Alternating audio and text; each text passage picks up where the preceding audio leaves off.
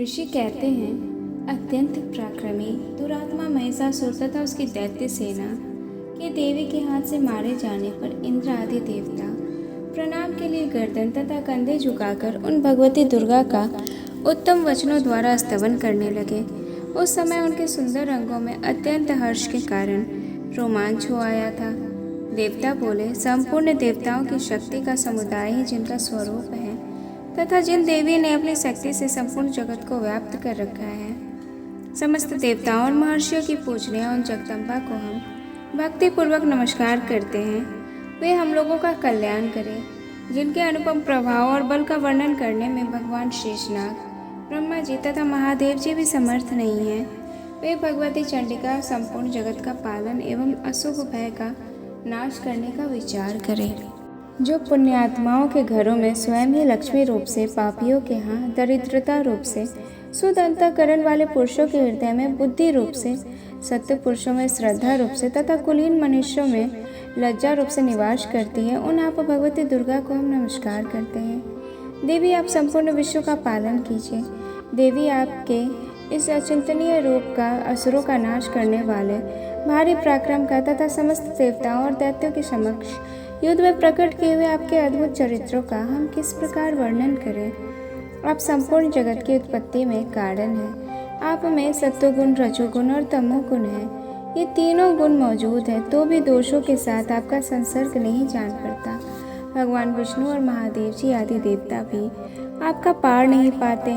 आप ही सबका आश्रय हैं। यह समस्त जगत आपका अंशभूत है, क्योंकि आप सबकी आदिभूत अव्यकृता प्रकृति है।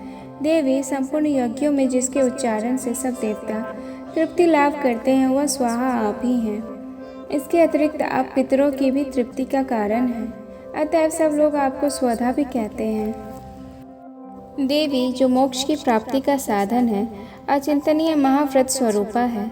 समस्त दोषों से रहित जितेंद्रिया तत्व को ही सार वस्तु मानने वाले तथा मोक्ष की अभिलाषा रखने वाले मुनिजन जिसका अभ्यास करते हैं, वह भगवती पराविद्या आप ही हैं। आप शब्द स्वरूपा हैं। अत्यंत निर्मल ऋग्वेद, यजुर्वेद तथा उद्गीत के मनोहर पदों के पाठ से युक्त सामवेद का भी आधार आप ही हैं। आप देवी, त्रयी और भगवती हैं। इस विश्व की उत्पत्ति एवं पालन के लिए आप ही वार्ता अर्थात खेती एवं आजीविका के रूप में प्रकट हुई हैं। आप संपूर्ण जगत की घोर पीड़ा का नाश करने वाली हैं।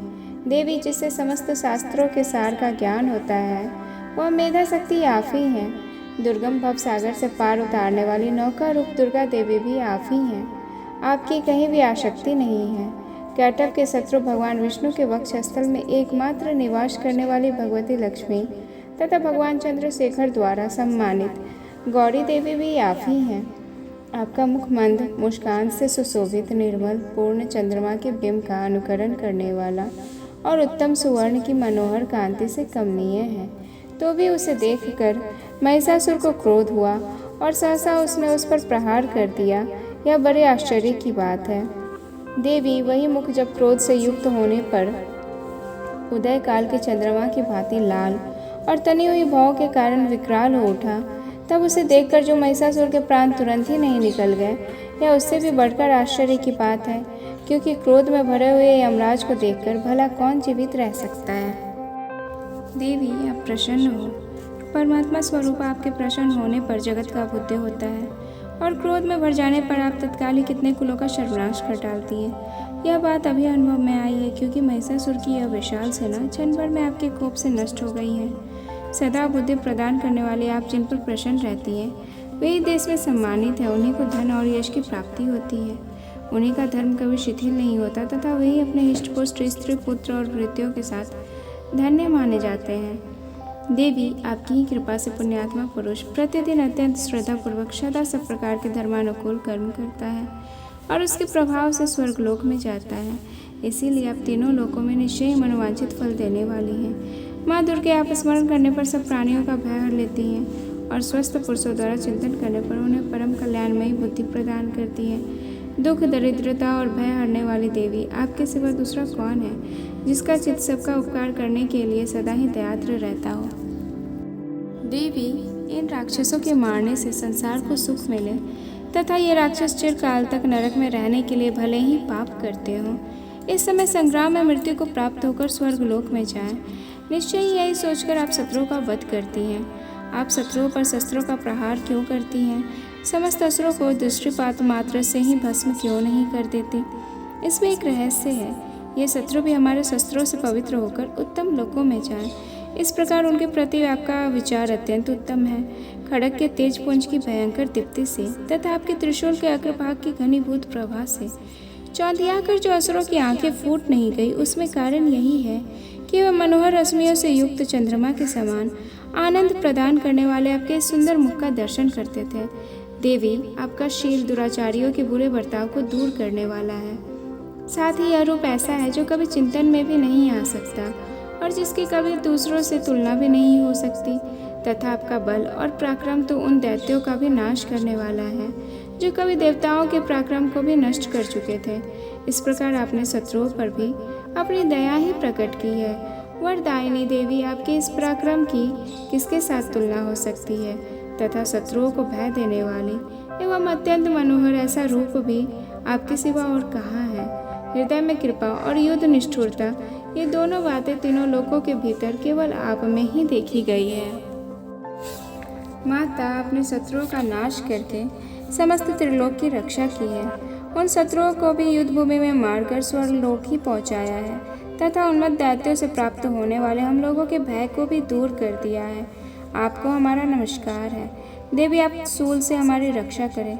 अंबिके, आप खड़ग से भी हमारी रक्षा करें तथा घंटा की ध्वनि और धनुष की टंकार से भी हम लोगों की रक्षा करें। चंडिके, पूर्व, पश्चिम और दक्षिण दिशा में आप हमारी रक्षा करें तथा ईश्वरी अपने त्रिशूल को घुमाकर आप उत्तर की दिशा में भी हमारी रक्षा करें। तीनों लोकों में आपके जो परम सुंदर एवं अत्यंत भयंकर रूप विचरते रहते हैं, उनके द्वारा भी आप हमारी तथा इस भूलोक की रक्षा करें। अंबिके, आपके कर पल्लवों में शोभा पाने वाले खड़ग, शूल और गदा आदि जो अस्त्र हों, उन सबके द्वारा आप सब ओर से हम लोगों की रक्षा करें। ऋषि कहते हैं, इस प्रकार जब देवताओं ने जगन माता दुर्गा की स्तुति की और नंदनवन के दिव्य पुष्पों एवं गंध चंदन आदि के द्वारा उनका पूजन किया, फिर सबने मिलकर जब भक्तिपूर्वक दिव्य धूपों की सुगंध निवेदन की, तब देवी ने प्रसन्न वदन होकर प्रणाम करते हुए सब देवताओं से कहा। देवी बोली, देवताओं, तुम सब लोग मुझसे जिस वस्तु की अभिलाषा रखते हो उसे मांगो। देवता बोले, भगवती ने हमारी सब इच्छा पूर्ण कर दी। अब कुछ भी शेष न रहा, क्योंकि हमारा यह शत्रु महिषासुर मारा गया। महेश्वरी, इतने पर भी यदि आप हमें और वर देना चाहती हैं तो हम जब जब आपका स्मरण करें तब तब आप दर्शन देकर हम लोगों के महान संकट दूर कर दिया करें।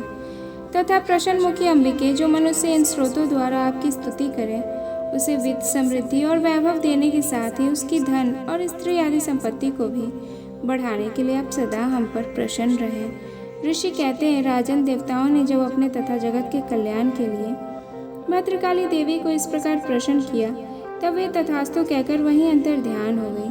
भोपाल, इस प्रकार पूर्व काल में तीनों लोकों का हित चाहने वाली देवी जिस प्रकार देवताओं के शरीर से प्रकट हुई थी, वह सब कथा मैंने कह सुनाई। अब पुनः देवताओं का उपकार करने वाली वे देवी दुष्ट दैत्यों तथा शुंभ निशुंभ का वध करने एवं सब लोगों की रक्षा करने के लिए गौरी देवी के शरीर से जिस प्रकार प्रकट हुई थी, वह सब प्रसंग मेरे मुख से सुनो। मैं उसका तुमसे यथावत वर्णन करता हूँ। इस प्रकार श्री मार्कंडेय पुराण में सार्वनिक मंतरव्यय की कथा के अंतर्गत देवी महात्म्य में शक्रादि स्तुति नामक चौथा अध्याय संपूर्ण हुआ।